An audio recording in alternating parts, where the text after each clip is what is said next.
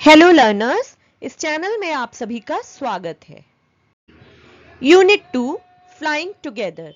आज इसका हिंदी वर्जन हम देखेंगे। घने जंगलों के बीच में एक बहुत बड़ा पेड़ था। इतना बड़ा कि उसकी टहनियां और पत्ते ऐसे लगते थे मानो कोई बड़े बड़े हाथ हों। उसी पेड़ पर घर था हंसों का। उन सब हंस में था एक बड़ा बूढ़ा समझदार हंस, और वो सारे हंस उस पेड़ पर बहुत ही सुरक्षित महसूस करते थे। एक दिन उस बूढ़े समझदार हंस ने अपने पेड़ के नीचे एक छोटी सी बेल पेड़ पर चढ़ती हुई देखी, और उसने बाकी सब हंसों को इस बारे में बात करने के लिए बुलाया। क्या तुम सब ये बेल देख सकते हो?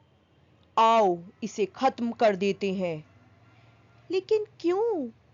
ये तो अभी बहुत छोटा सा है। ये हमारा क्या नुकसान कर सकता है दादू? दोस्तों, तुम नहीं जानते हो, अभी ये बेल छोटी है। बहुत जल्द ये बड़ी हो जाएगी और एक दिन इतनी मजबूत बन जाएगी। उससे क्या होगा? उससे हमारा क्या नुकसान होगा? तुम्हें नहीं दिखता? जिस दिन ये इतनी मजबूत हो जाएगी, इस पर चढ़कर आसानी से कोई भी हमारे घर तक पहुंच सकता है। कोई शिकारी भी आ सकता है जो हम सबको मार के जा सकता है। नहीं, अभी इसकी कोई जरूरत नहीं। अभी बहुत जल्दी है। ये बहुत छोटी सी बेल है, इसको मारना सही नहीं होगा। अभी खत्म कर दो इस बेल को, क्योंकि अभी ये छोटी है। आसानी से हम सब मिलकर इसको काट सकते हैं, लेकिन जब ये बड़ी बेल बन जाएगी, ये इतनी सख्त हो जाएगी कि इसको काट पाना मुश्किल हो जाएगा। ठीक है, देखेंगे देखेंगे। धीरे धीरे समय बीतता गया, और वो सब उस बूढ़े हंस की बात को भूलकर अपनी ही मस्ती में रहने लगे। और धीरे धीरे वो बेल और मजबूत और बड़ी बनती चली गई। एक सुबह जब वो हंस खाने की तलाश में बाहर गए हुए थे, तभी वहां एक शिकारी आया, और उस बेल की सहायता से पेड़ पर चढ़कर उसने देखा और खुद से बोला, ओह, तो यहाँ रहते हैं वो सारे हंस। जब वो शाम को यहाँ आएंगे, तब मैं उन्हें पकड़ लूंगा। और ऐसा सोचकर उसने एक जाल उस पेड़ पर बिछा दिया और फिर नीचे आकर चला गया। जाल लगाकर वो दूर वहीं बैठकर छुप गया। शाम को जब वो सारे हंस अपने घर वापस आए, तो उन्होंने ध्यान ही नहीं दिया उस जाल के बारे में, और जाकर पेड़ पर बैठ गए। और जैसे ही वो बैठे, तब उन्होंने देखा कि वो सब शिकारी के जाल में फंस चुके हैं।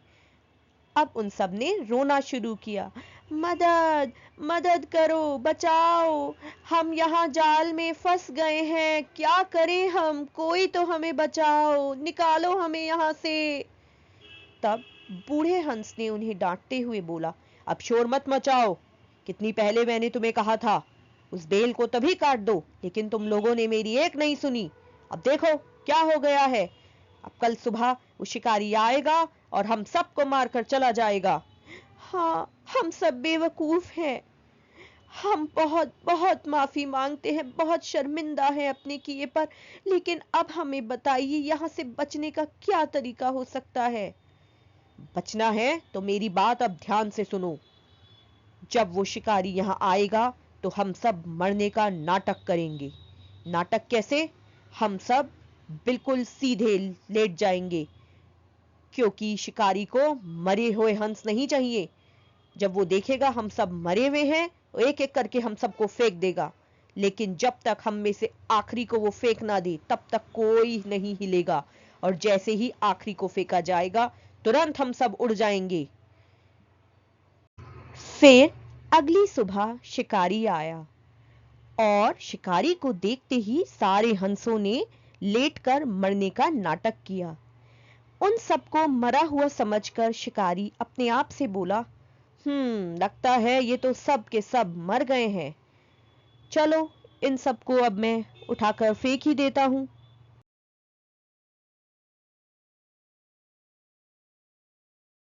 और ऐसा सोचकर उसने जाल खोलकर फेंकना शुरू कर दिया। एक एक करके सारे हंस उसने नीचे फेंक दिए। फिर अपनी योजना के अनुसार नीचे गिरने वाले हंस एकदम लेटे रहे सीधे, बिना किसी आहट के, जब तक सारे हंसों को फेंक नहीं दिया गया। और जैसे ही वो सारे हंस नीचे आए, तभी वो सब एक साथ उठे, अपने पंख फड़फड़ाए और एक साथ उड़ गए। और वो शिकारी वहां ऊपर पेड़ पर बैठे बैठे अपने हाथ मलते रह गया। इस कहानी से हमें क्या सीखने को मिलता है बच्चों? कि जब कोई हमसे बड़ा अगर हमें कोई बात कहता है तो हमें उसकी बात को मान लेना चाहिए। वीडियो को अंत तक देखने के लिए धन्यवाद। इसी तरह के और वीडियोस देखने के लिए चैनल को सब्सक्राइब करना मत भूलिएगा।